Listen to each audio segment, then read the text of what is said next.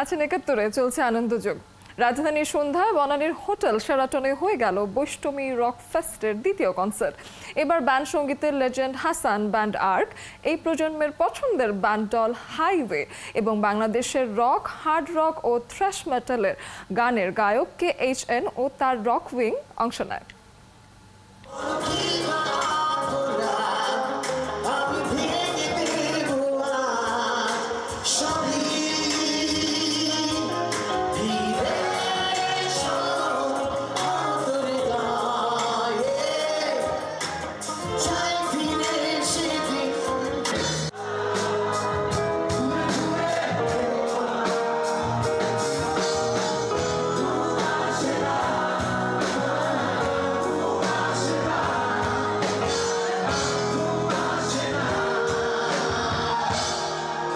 Rock music বাংলাদেশে আসলে শুরু থেকেই বেশ জনপ্রিয় ছিল, কিন্তু মাঝখানে যে কথাটা আসছে যে কনসার্টের হিড়িকটা পড়ে গেছে।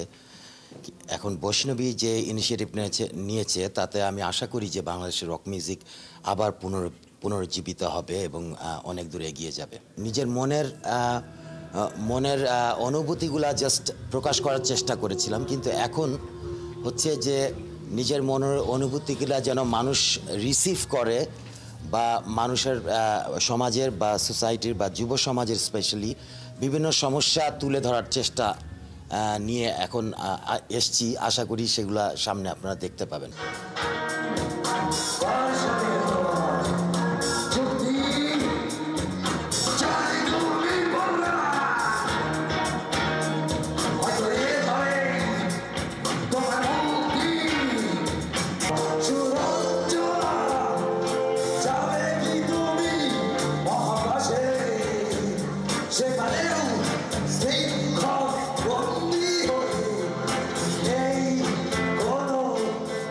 এবছর তাদের যে ৮টা কনসার্ট, সেটা তো হচ্ছে ২ নম্বরটা হলো, এবং যারা অংশ নিচ্ছে তাদের সবাই কম বেশি বাংলাদেশের মানে রক মিউজিকের শ্রোতারা খুব ভালো করেই চিনে।